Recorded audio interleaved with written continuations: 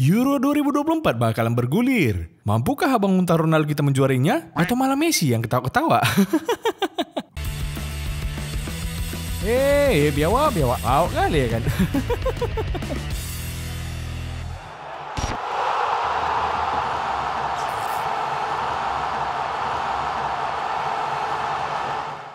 Oke kawan-kawan, hari ini aku mau cerita sedikit lah tentang Euro 2024 yang akan mulai sebentar lagi. Liga-liga udah selesai semua ya kan? Udah waktunya lagi kita gantian bahas tentang turnamen antar negara. Soalnya kasihan kalau kita bahas Arsenal terus. Berharap bisa berprestasi tapi malah nggak ada bedanya sama Chelsea.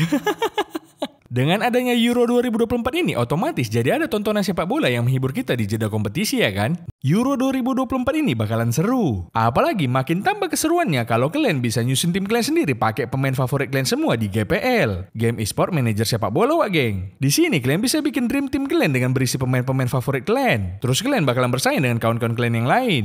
Yang poinnya paling banyak dia yang bakalan menang. Kayak inilah contohnya aku susun timku ini buat match pembuka nanti. Yang bikin serunya lagi, poin tim kalian itu tergantung kualitas pemain kalian di dunia nyata. Misalnya striker kalian nyetak gol, kalian dapat poin gol. Kiper kalian nepis bola, kalian dapat poin penyelamatan. Kalau striker kalian gak dapat gol dan kiper kalian kebobolan, ya kalian dapat hikmahnya lah. Dan ini nih bagian terdebesnya, pemain bakalan dapat jutaan rupiah sebagai hadiah uang. Karena sejauh ini GPL udah mendistribusikan lebih dari 2 miliar rupiah hadiah uang dalam satu pertandingan tunggal. Dan untuk makin mempermudah pemain meraih kemenangan, GPL lagi ngasih 2 penawaran nih sekarang. Ada bonus deposit 100% untuk deposit pertama dan garansi pengembalian 20 kali atau uang kembali. Dan poin pentingnya, GPL ini bukan perjudian wak geng. Karena GPL sudah terdaftar resmi di PSC Kominfo. Jadi kalian gak usah khawatir. Gimana? Seru kan? Udahlah seru, cuan pula lagi. Udah, gak usah banyak mikir, langsung download aja GPL, linknya kalian cek di deskripsi. Habis di-download, susun pemainnya dan dapatkan hadiahnya. Oke, kita lanjut ya. Langsung aja lah kita masuk ke pembahasannya. Sekalian aku mau prediksi tim-tim yang menurutku berpeluang lolos dari fase grup ini. Turnamen Euro 2024 ini akan diadakan di Jerman dan berlangsung selama sebulan. Mulai dari tanggal 14 Juni sampai 14 Juli 2024. Ah udahlah, nol skip aja lah ini, udah taunya kami. Langsung aja lah ke bacotan grupnya. Kita mulai dari grup A ya kan? Grup A ini terdiri dari tim tuan rumah Jerman, lalu ada Skotlandia, Hungaria, Swiss, dan MU. Biawak kau lah nol, ini bahas negara bukan Liga Champion. Ngapain pula kau bawa-bawa MU? Iya pula ya, sorry lah wak geng. Bukan apa ya kan, nanti udah jadi juru kunci di Liga Champions, di Euro pun jadi juru kunci juga MU ya kan? Nah di grup ini yang bakalan jadi juara menurutku adalah Jerman. Di Euro kali ini Jerman dianggap salah satu favorit juara. Selain karena status mereka sebagai tuan rumah, di laga uji coba mereka bisa mengalahkan 2 tim terkuat lainnya yaitu Prancis dan Belanda. Sekarang ini Jerman juga dilatih sama mantan pelatih Bayern Munchen Julian Nagelsmann. Komposisi skuad mereka juga diisi sama para pemain bintang. Dari kiper udah ada Manuel Neuer, Ter Stegen, dan Baumann. Ya kenapa gak kau panggil Karius bang? Walah 0-0, yang aku panggil ini pemain bola, bukan pemain bowling. Di posisi B, Nagelsmann bisa mengandalkan Rudiger, Kimmich, Jonathan Tah, dan Schlotterbeck. Di lini tengah lagi ada banyak kali pemain bintang yang diandalkan. Gundogan, Musiala, Florian Wirtz, dan Toni Kroos. Toni Kroos kayaknya pengen juga menutup karirnya dengan trofi Euro ya kan? Kalau nggak dapatnya Euro ini, kurasa habis pensiun nanti 4 tahun lagi balik lagi dia main bola biar bisa ikut Euro lagi. Dan di posisi striker ada Thomas Muller, Kai Havertz, Leroy Sané, serta Nicolas Füllkrug. Dari nama-nama yang dipanggil ini, aku rasa masih bisa bersaing lah orang ini. Soalnya di turnamen ini nggak ada Jepang sama Korea. Tapi tetaplah menurutku Jerman yang akan lolos sebagai juara grup. Terus di antara Skotlandia, Hungaria, dan Swiss, aku lebih menjagokan Skotlandia yang jadi runner up dan lolos menemani Jerman. Soalnya mereka diperkuat beberapa pemain yang bagus macam Andrew Robertson, McTominay, John McGinn, dan McGregor. Biawak kau lah nol, bukan McGregor yang itu. Ini kalau McGregor, bukan Conor McGregor. Sama aja lah itu namanya McGregor, bukan Maguire.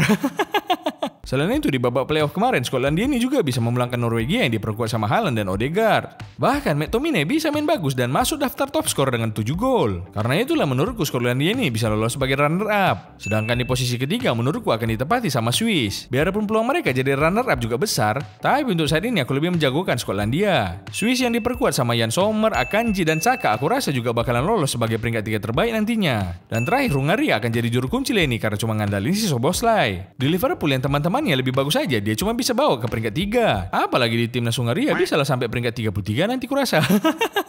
Next kita pindah ke grup B. Di grup B ini ada Spanyol, Kroasia, Italia, dan Albania. Grup B ini kalau kita tengok-tengok bisa jadi grup neraka lah. Grup neraka buat Albania tapinya.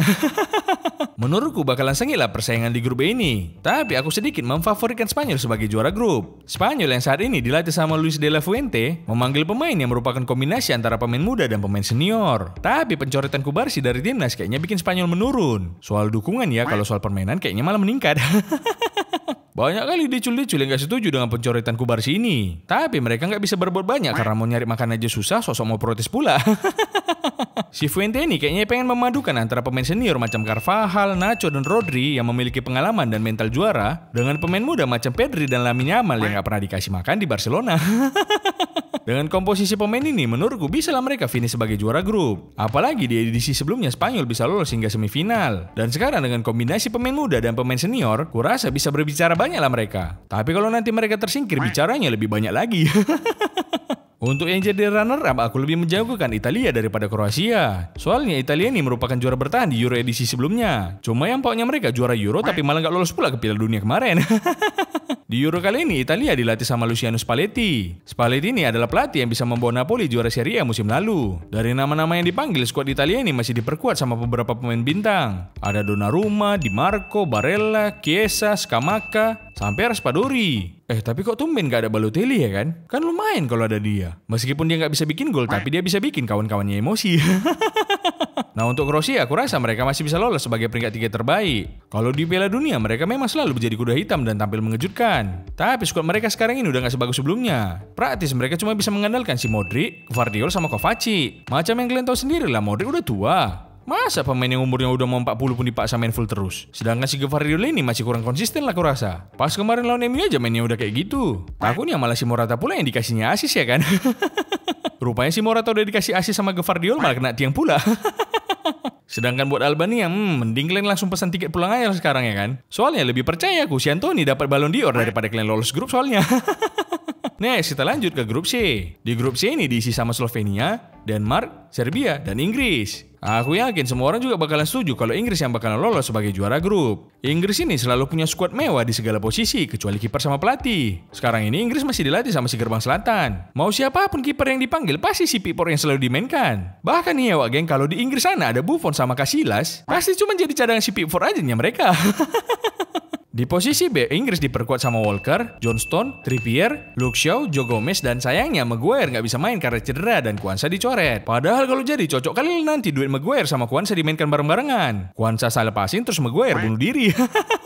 Di lini tengah, Southgate akan mengandalkan Declan Rice sama Kobbie Mainoo dan disupport sama Alexander Arnold, Gallagher, dan Adam Wharton. Kalau di lini serang, Southgate ini milih sambil merem pun masih ngeri-ngeri kali lah. Bagus-bagus semua soalnya. Ada Harry Kane, Foden, Saka, Watkins, Bowen, Anthony Gordon, Cole Palmer, dan Bellingham. Kok penyerang pula si Bellingham ini dibikin? Bukannya dia gelandang ya? Penyerang itu nol, soalnya dia paling suka menyerang gawang Barcelona.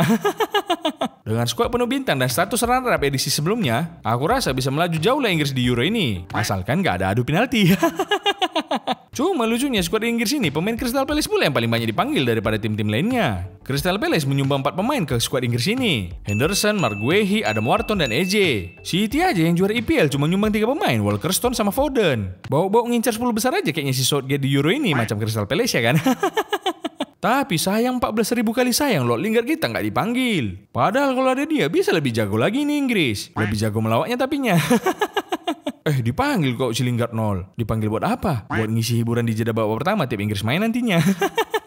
Untuk posisi runner-up menurutku akan ditempati sama Denmark. Mereka masih diperkuat beberapa pemain bintang macam Højlund, Eriksen, Christensen, dan tentunya Martin Braithwaite. Nggak lah, tapi sayang kali lah Braithwaite nggak dipanggil. Padahal aku udah berharap kali dia dipanggil. Soalnya biarpun dia lor, tapi dia ada gunanya juga di timnas Denmark. Apa gunanya nol? Gunanya kalau Denmark nggak lolos grup ada tumbal yang bisa disalahin. Untuk di peringkat 3 menurutku akan didapatkan sama Serbia. Secara Serbia ini masih bisa mengandalkan Dusan Vlahovic dan Aleksandar Mitrovic. Menurutku yang bakalan jadi penggendong timnas Serbia bukan Vlahovic, tapi justru Mitrovic. Kenapa Mitrovic nol? Kan Vlahovic yang gendong Juventus. Justru Mitrovic yang lebih jago. Dia bisa bikin abang unta kita Ronaldo puasa gelar soalnya.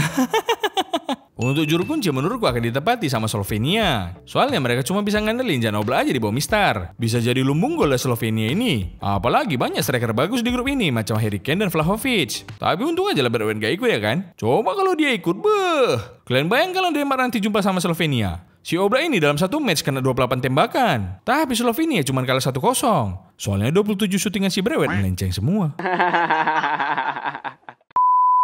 Next, kita lanjut ke grup D.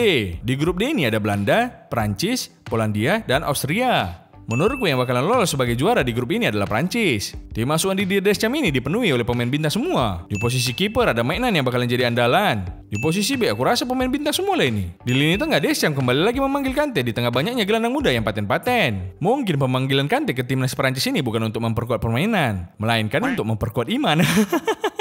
Di lini serang Prancis masih ada Griezmann, Giroud, dan tentunya wakil presiden Prancis yaitu Kylian Mbappe. Dengan skuad yang kayak gini udah pasti juara grup lah orang ini ya kan. Apalagi si Mbappe lagi happy kali dia semenjak pindah ke Real Madrid. Jangankan juara grup, juara dunia aja dia sanggup. Tapi tiba turnamen Eropa dia gugup dan gak sanggup.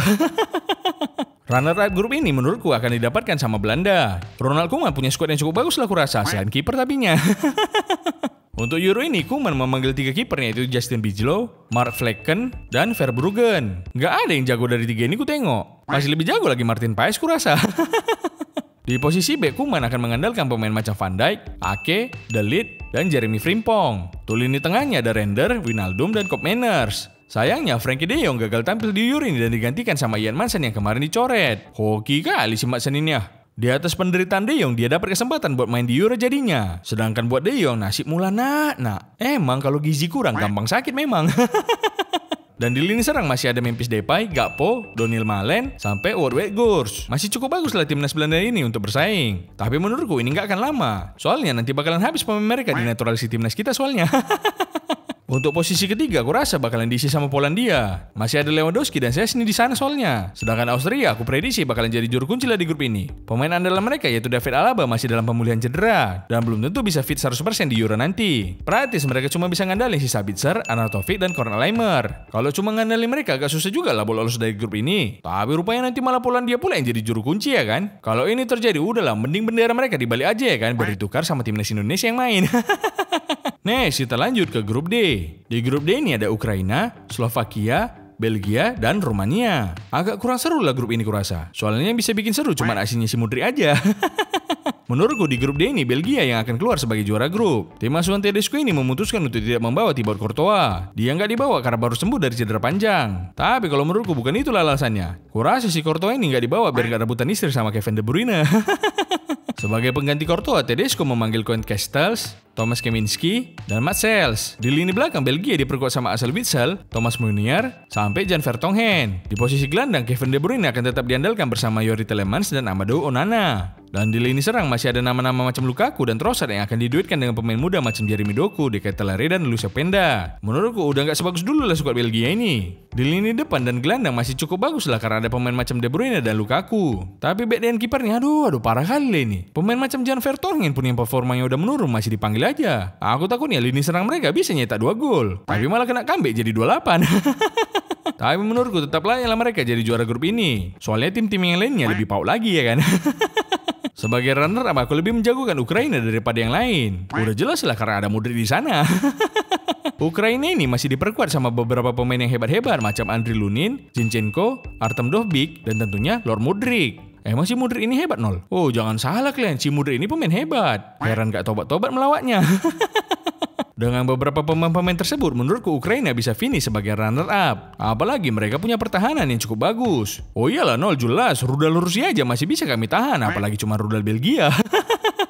Di posisi ketiga menurutku akan ditempati sama Slovakia. Dan yang akan di posisi terakhir udah jelas lah Rumania lah ya kan. Kalaupun bertukar tempat orang ini dua nanti jadinya sama aja nya. Gak bakalan lolos juga nih orang ini dari jalur peringkat 3 terbaik. Saranku mending Slovakia sama Rumania ini bikin grup baru aja lah. Kalau main di grup ini udah pasti kalah soalnya.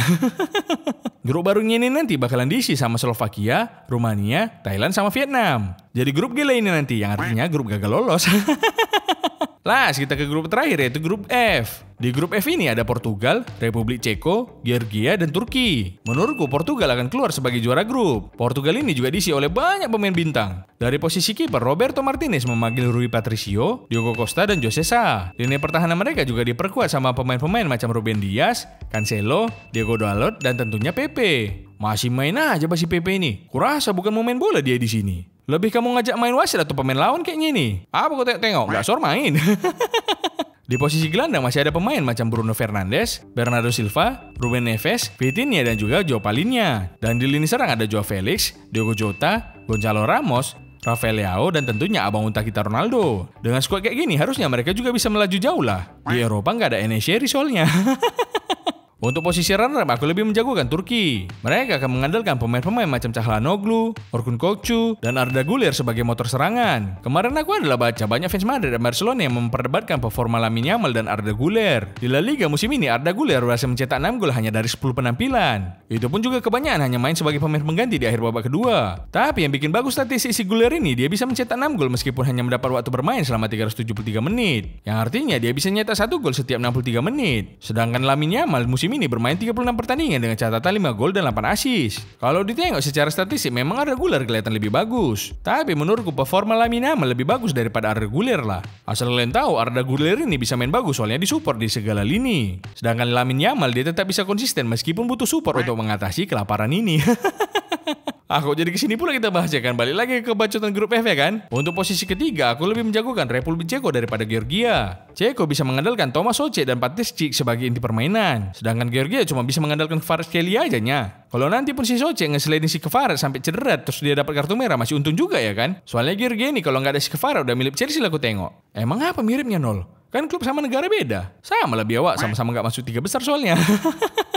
Nah itu dia lah yang prediksiku. Kita rekap lagi lah kan. Di grup A yang lolos Jerman dan Skotlandia. Di grup B Spanyol dan Italia. Di grup C Inggris dan Denmark. Di grup D Prancis Belanda. Grup E Belgia Ukraina. Dan di grup F Portugal sama Turki. Sedangkan untuk 4 tim yang akan jadi peringkat 3 terbaik menurutku adalah Kroasia, Polandia, Swiss, dan Serbia. Kalau udah dapat kayak gini bisa kita prediksi tipis-tipis lah knock-outnya ya kan. Coba kita tengok ini ya. Spanyol jumpa sama Swiss. Udah jelas lah Spanyol. Kalau Prancis jumpa sama Swiss baru Swiss. Jerman versus Denmark. Gak ada Martin Braithwaite mana sanggup Denmark ngelawan Jerman. Kalau ada Braithwaite baru lebih gak sanggup lagi lah. Portugal lawan Serbia. Masih Portugal lah. Cuma pertandingan ini bisa aja sampai adu penalti. Kalau adu penalti bisa lah Serbia yang lolos. Masih trauma abang unta kita adu penalti soalnya. Tapi tetaplah Portugal ini ya kan. Belanda versus Ukraina. Modric bakalan hat-trick di sini, yakin kali aku. Cuma skornya gawang Lunin yang dijajah sama Belanda, jadi Belanda yang menang ya kan. Habis itu Belgia lawan Kroasia. Bakalan berat lah ini. Kalau early game Belgia bisa menang. Tapi kalau udah late game Kroasia, MM-nya Modric soalnya. Tapi gue rasa di sini Belgia lah yang bakal lolos ya kan. Next, Prancis lawan Turki. Warna-warnanya mirip-mirip sama Swiss ini ya kan. Tapi nanti Prancis masih bisa lolos lah di sini berkat doa-doa Wak Haji Kante ya kan. Inggris lawan Polandia. Ini jelas lah Inggris. Di Inggris nggak ada pemain Barcelona. Di Polandia ada. Jadi pasti masih menang Inggris baik dari segi fisik maupun gizi. Skotlandia lawan Italia nggak perlu dibahas lah ini. Udah jelas lah Skotlandia. Nggak lah Italia lah ini slow lah. Terus gugup kali fans Italia ya kan. Nah ini nih perempat final barulah agak pening kepala gue ini ya kan. Spanyol lawan Jerman. Tadi aja satu pemain Barcelona di Polandia pengaruh kali. Apalagi Spanyol banyak pemain Barcelona pasti lebih pengaruh lagi lah. Di Jerman juga banyak pemain Barcelona Nol. Iya sih tapi karena Barcelona dari Spanyol dan pelatih Barcelona pun orang Jerman. Ya udah jelas lah Jerman yang lolos ini. Barcelona butuh orang Jerman soalnya, bukan orang Jerman yang butuh pemain Barcelona. Next, Portugal lawan Belanda. Bakalan terulang lagi lah ini laga ulangan Smackdown The Battle of Nuremberg kalau ini terjadi. Bisa-bisa pecah lah telur biawak abang unta kita ini dihantam sama Van Dijk nanti ya kan. Tapi kalau kita berkaca dari tahun 2006, menurutku di sini juga Portugal yang bakalan lolos. Habis itu Belgia lawan Prancis. Udah Prancis lah ini. Habislah dibantai-bantai Mbappe gawang kiper Belgia yang bukan Courtois ini. Habis itu Inggris jumpa sama Italia. Rematch final Euro kemarin ini ya kan. Untunglah sekarang ini Sancho sama Rashford gak dibawa. Jadi bisa lah cuma si Saka yang jadi tumbal kalau ada adu penalti. Tapi karena aku pecinta Liga Inggris, kita kasih lah Inggris lewat sekali ini ya kan.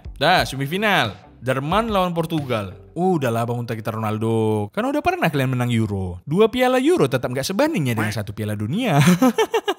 Udahlah kalian kasih aja lah sama abang Toni Kroos ya kan. Biar ada trofi Euro dia waktu pensiun. Jadi dia bisa pensiun dengan 1 Euro dan 1 piala dunia. Ronaldo kalau belum ada piala dunia gak boleh pensiun ya. Jadi di sini aku megang Jerman lah untuk melaju ke final. Di semifinal satu lagi Prancis lawan Inggris.